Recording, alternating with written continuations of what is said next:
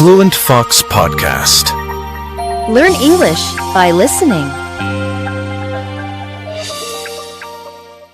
Hey everyone, I'm Aliza, and you're listening to Fluent Fox Podcast.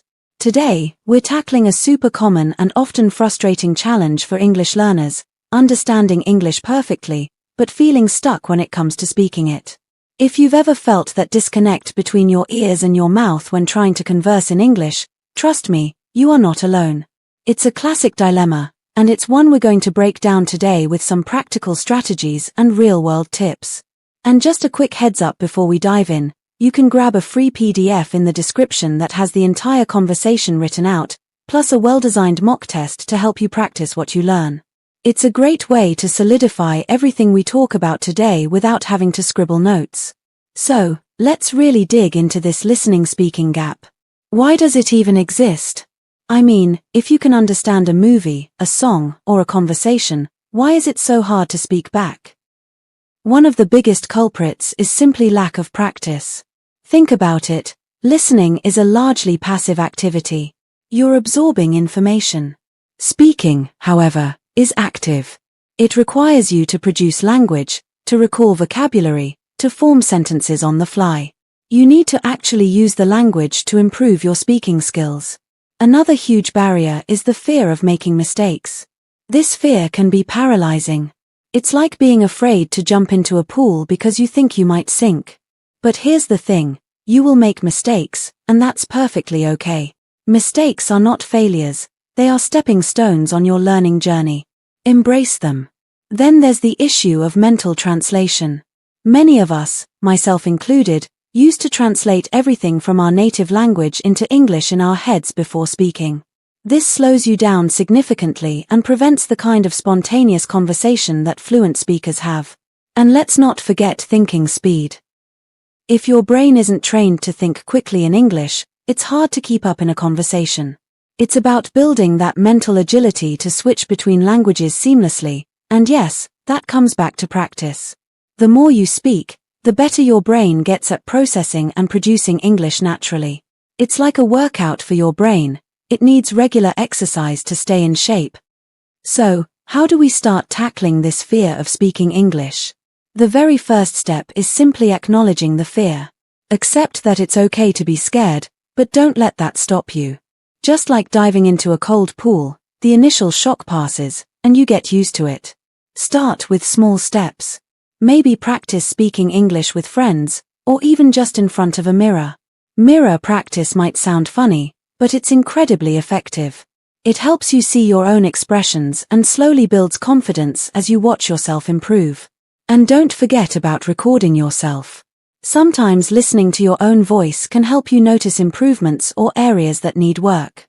Also, setting small, achievable goals can make the process less daunting. Think, today, I'll learn 5 new words, or I'll try to start a short conversation at the store. Breaking it down like that makes it seem so much more manageable. And this one is crucial, embrace mistakes. Absolutely essential. We learn from mistakes, not from being perfect. Think of them as stepping stones rather than stumbling blocks. Every conversation you start, even if it ends in a mix-up, is a victory. It's about turning the journey into something exciting and explorative rather than stressful. By speaking out, you're not only improving your language skills but also your self-esteem. So, start small, embrace mistakes, and use every opportunity to practice. That's how you break the silence, and soon enough, you'll find that fear of speaking becoming less and less significant. Now, let's dive into how you can practice speaking daily, even when you're alone. There's plenty you can do. A great way to start is by narrating your daily activities. Seriously, describe what you're doing as if you're in a documentary. So, you could say something like, here we see Aliza preparing her morning coffee, a crucial ritual for her productivity. It sounds silly, but it works. Another fantastic method is to use technology. There are plenty of apps that allow you to talk and give you feedback. While they can't entirely replace human interaction, they are a fantastic supplement, especially for pronunciation practice. Speaking of which, reading aloud is another excellent practice. It helps with both pronunciation and fluency. Just grab a book and start reading. Choose something at your level, maybe something fun or interesting to you so it doesn't feel like a chore. What about talking to your pets? They're great listeners, right? Speaking to pets or even to plants can make the practice more relaxing and less stressful. And, of course, the classic, talking to yourself in the mirror. It's a great way to build confidence. All these methods can help you integrate English speaking into your daily life without feeling too much pressure. Keep it fun, keep it regular, and you'll definitely see the improvement. Next up, mimicking masters. What's that all about? It's about learning from the best. Listening to native speakers and trying to imitate their pronunciation and intonation can really help. Think about trying to talk like a famous actor or a news anchor. Choose someone whose English you admire and listen to how they speak. It's not just about copying, it's about understanding the rhythm and flow of the language. How can you practice this?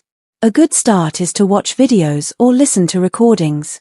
Try to repeat after them, match their tone, and even their facial expressions. So, if you want to start talking like you're presenting the evening news, good evening, ladies and gentlemen. Well, if that helps you improve, why not? But remember, it's about learning the subtleties of pronunciation, not just mimicking for fun. This can also significantly help with learning slang and idioms. By mimicking native speakers, you not only learn standard pronunciation but also pick up on casual language and cultural nuances that textbooks might not cover. Moving on to a crucial aspect of mastering English, the from passive to active strategy. This is all about turning passive exposure into active learning practices, which is vital for truly mastering a language. So, what exactly is passive language reception? It's when you absorb the language through activities that don't require active speaking or writing, like listening to music, watching TV, or simply reading. Active learning, on the other hand, means engaging with the language through speaking, writing, or any form of output that forces you to use the language actively. How can you start making this transition? One simple step is to start reflecting on what you listen to or read. Ask yourself questions about it and try to summarize it in English. It's like turning every opportunity into a learning session. Also, instead of just listening passively, try to repeat phrases and even shadow speakers to practice pronunciation and intonation. Turning on subtitles while watching shows can definitely help connect spoken language with written words and reinforce learning. What about turning passive book reading into active learning? After reading a chapter, write a short summary or discuss it with friends in English. Even better, post your thoughts online to get feedback. That sounds quite engaging and definitely pushes you to use English in a practical way. And don't forget to actively learn vocabulary. Instead of just memorizing, use new words in sentences and try to use them in daily conversations. This makes the learning process much more dynamic and memorable. It's all about making your brain work actively with the language. Alright, let's talk about how to kickstart a conversation. This can really help you engage with native speakers. Initiating conversation is often the hardest part, but it's absolutely crucial for practicing your English. What are some good conversation starters you can use? One effective starter is asking about local food recommendations. Everyone loves to talk about food, right? You can also ask about shows or movies they would recommend. It's a great way to learn about cultural preferences too, and it can lead to some interesting discussions. Discussing hobbies is another great starter. What do you like to do in your free time? This can really open up the conversation and help you find common interests. Asking about travel experiences is another good one. Have you traveled anywhere exciting recently? People love sharing their travel stories, and it might even give you tips for your own adventures. And for those who are a bit shy, starting with a compliment can ease into a conversation gently, like commenting on a piece of clothing or a gadget. Just make sure it's genuine. Remember, the goal is to keep the conversation going. Use open-ended questions that require more than a yes or no answer. For example, instead of "Did you go to the event last night?" try "What did you think about the event last night?" That makes a lot of sense, right? It invites a story rather than a simple response. The more you practice these conversation starters, the easier they will become. You should definitely give these a try. It's all about taking that first step and just starting the conversation. Moving on to the most crucial aspect of speaking English, confidence. It's not just about feeling good, it directly impacts how effectively we can communicate in a new language. So, it's a kind of self-fulfilling prophecy, isn't it?